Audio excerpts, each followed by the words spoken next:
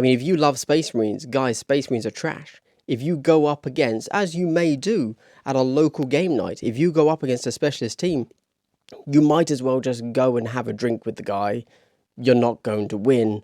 You're not even going to get much fun or value out of the game at all, I would argue. And that's kind of a big deal and a pretty serious issue. How do we solve it that isn't just play a different game? Hi everybody, Glass Half Dead here. Today I want to talk to you about Warhammer 40,000, specifically Kill Team, and the notion of theme, I suppose. I'm going to have to, wow, I have no idea what I'm going to title this video or thumbnail it, but I want to talk about theme when it relates to different kill teams. I suppose how I could relate this to you is, let's say, and this is what originally made me think about it, is the Ecclesiarchy team from Compendium and Novitiates as their specialist team. And these are completely different teams. Yes, they come from the same super faction, which is Sisters of Battle in 40k, but they share zero similarities. They share zero similarities in the way they play, and they share zero similarities in their theme. So, obviously a lot of people that play Kill Team come over from 40k, where they like the fluff, the theme, whatever it is of their main faction. And when you then come over to Kill Team, and you don't have that, or sorry, you do have that. The Compendium, in all fairness, does a very good job, I think, of allowing the faction to play as it does in 40k. So in that regard, pretty cool. But then the specialist teams, as we see with Novitiates, don't. And I just want to talk about that and think about it, and that's it. And am I going to come to some conclusions? It seems highly unlikely, let's be honest, but you never know. Of course, before we get into that, I would like to say that if you are a subscriber to my channel, I would like to give you a big double hello. Wow, so wholesome with that sip of tea there in that musical interlude, wasn't it? If you would like yourself a double hello in the next video, like, subscribe, leave a comment right now. Let's talk theme. So there are some teams where this hasn't been an issue. My standout one here is AdMech. I think that if you like the AdMech Compendium team and you like AdMech in 40k, there is no need to not move to the full specialist AdMech team. It is just a straight up buff. There is no loss of units, there is no negatives. It's just, this is your team, this is your faction, your super faction, but better. And that's great. I equally think that if you want to move a little bit to the side of that particular, I think that's clear cut. No one is going to complain about that.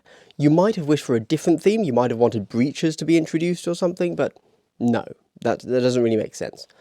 If we look at then Thousand Suns and Warp Coven, Thousand Suns from Compendium can do hard Zangor, hard rubrics, that's it.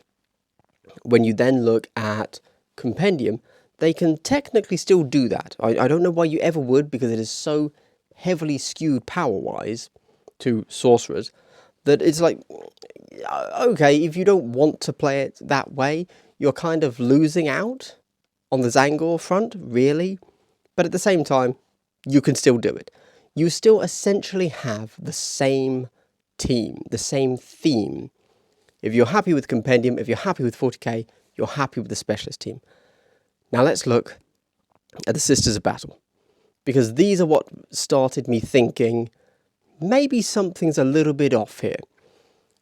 And I say this all whilst also admitting that it's probably fine and it's a good thing, and they are obviously, you know, the designers, the rules guys, are looking at this and saying, we want to create a game, and we have been given some models, and we are going to make a game around that, and we don't really need, and the theme, the design is from the physical model, and we don't need to think about it beyond that, which is fine. Ecclesiarchy, you have different ways you can run them. You can run them as the penitent guys, right, where you're running, what are they called? Archoflagellants and Repentures. Very melee, very cool. Or you can run them as pure range, with everybody being your Sister of Battle, Battle Sister, where you've got a bolter, you've got 10 girls, you've got a heavy weapon, you've got a banner, you've got a special weapon. That's it. Say what you will about the quality of that list, those fire teams. That is very 40k. Those are the units brought directly over. Cool. You then look at ecclesiarchy. Sorry, that is ecclesiarchy. You then look at novitiates. Novitiates, okay, aesthetically, they are very obviously nuns with guns, right? Like, even more so than battle sisters, because they literally have the habits now. They do not play in any way, shape, or form like big 40k, which again is okay for a game, like for a game system and mechanics, but you're stepping away from what a lot of people like about the core game that Kill Team draws most of its players from, 40k. And okay, you've added in miracle dice, essentially, which is great. Love the miracle dice. But I think that actually, if you had just done the compendium team and added in miracle dice as like the specialist team for ecclesiarchy, for Sisters of Battle, sorry, that would have been a more faithful recreation of the 40k faction. Cool, fine. But we accept that we don't need that because we want a good game, not necessarily a fluffy game, right? And the fluff comes from other things. But it's so different to remove all shooting from an army that is, as far as I'm aware, primarily a shooting army, to go to an entirely melee army apart from 2 models. I mean, that's just odd. It's just really odd. And likewise, you know, if you want to talk about fluff, what, I know they had a reason built into the Chalnath book, but why on earth are you sending the raw recruits to do the Spec Ops mission? That doesn't make any sense. So obviously the designers were just saddled with, hey, these are the models, make them work. Oh, cool, what do they have? Autoguns. Oh, I can't make that work. What else do they have? We gave them funky things, they're specialists. Alright, I guess they're a melee team. But like, how does that make any sense? It doesn't. I really think it doesn't. But cool. Anyway, so that is the Sisters of Battle, and I think they don't make any sense. So let's think about what else we could do. Oh, also, just to be clear, you can run this down to the minutiae, like this concept of, for example, I think, oh, a new jacket, you say, do you, Glass? If you look at the Orc team, I think that the commandos are perfect. I think they are some of the best models, like sculpts, that GW has put out in a long time. Great models, super fluffy, obviously. Commandos, they are the Spec Ops team of Orcs, yeah, which is bizarre, because if they hadn't just put out Commandos as the first team for Orcs, and somebody said, oh, you know, hypothetically, which faction do you think is going to be the least sneaky? Orcs would be the least sneaky, but obviously Commandos are the fluffy choice. So I think, great, nailed it, but there's so much they could do with a single faction, right? Maybe instead of that, you went with a squig herder, a runt herder, or went with just a normal squad of boys, where each one, you know, they have new sculpts now. I haven't seen the new sculpts, I've got to admit. Despite having the jacket, I haven't seen the new boy sculpts. I'm sure they are all unique enough that you could make each of them a specialist. And you could say, okay, this is my boys team, this is my knobs team, this is my flashkits team, this is my looters team, this is my burners team. You could easily apply this idea of theme to every single data sheet in the big 40k books. I totally understand that. I guess I'm really just perturbed by specifically the Sisters of Battle, because I don't think novitiates have a place in this Spec Ops world, right? But with that said, let's look at other things. You know, let's just have a look at some pitfalls that they could make and some alternatives. Like, so let's think about Sisters of Battle. What else could they have done? I mean, personally, I do like the every model's a specialist and this is your kill team vibe that they have going. I do think that is actually a very good way of doing it, because I mean, Sisters of Battle are probably the least sneaky team because they're all religious nutters, right? That's their thing. They don't walk quietly. They scream for the Emperor and then go insane, right? That's literally their entire thing. And so if we assume that a specialist team is better than a generic model team, but with, you know, more options and slots, then I think that novitiates is still a better choice than just 10 battle sisters, but you can slot in repentures, right?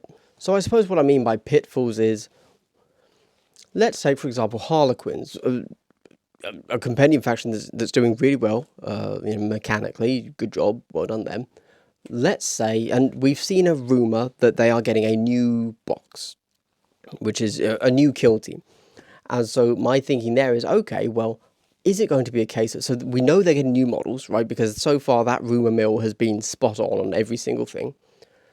Are they going to give them a new model line, a new box, and say, okay, these are these are players of the shadow play, right?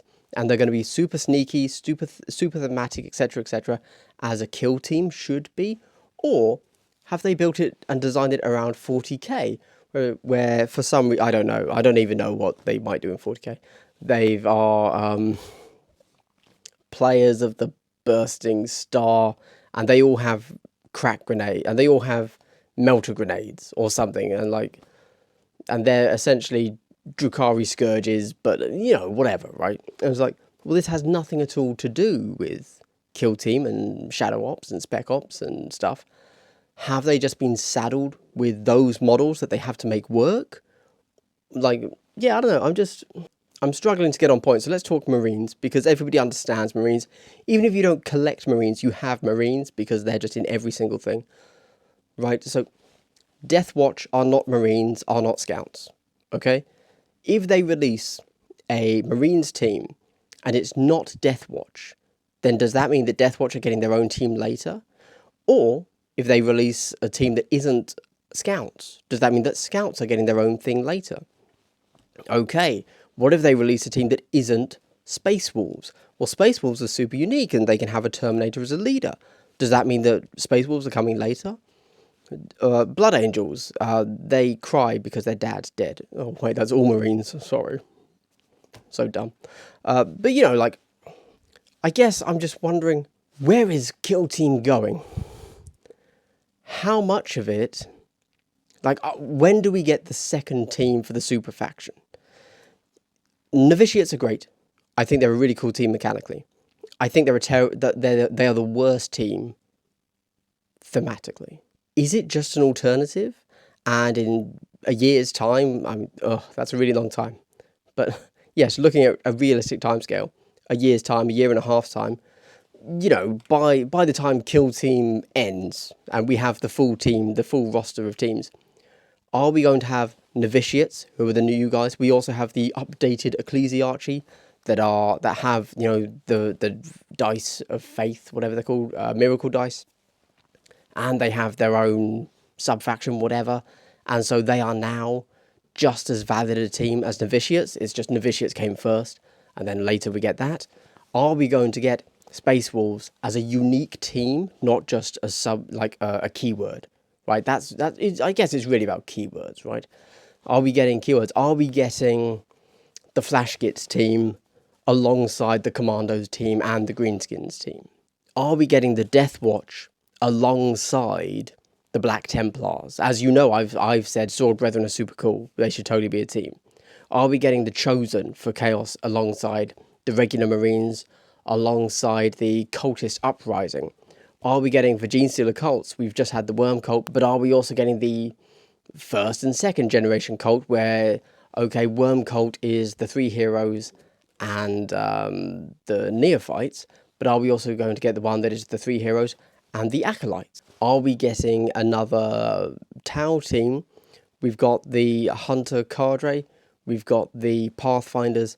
Are we now getting the Breachers, you know, the suppression team, because they're actually not really there for Spec Ops, they're there for citizen oppression or something like that, you know, like, because that's super cool, fluffy thematic for Breachers. They can have a strat, which is like 1 CP, remove breeding rights, you know, like fluffy things like that. I'm going to round this up because I clearly, as it turns out, after having rambled for 20 minutes, I'm not making a point. Hopefully I've cut it down a bit for you. Guys, fluff and theme matter so much. In 40k, they did a questionnaire and it was revealed that only 30% of people that buy a model regularly play the game. People don't care about the mechanics of Games Workshop games. They accept that Games Workshop games aren't really that good, okay? They're just not. It's just how it is, okay? I'm sorry. I'm sorry if I'm the one breaking this to you, but they're not amazing games, okay? So the question becomes, if you remove the theme and the fluff that people like and that people know they like from that team, from that faction, why play them?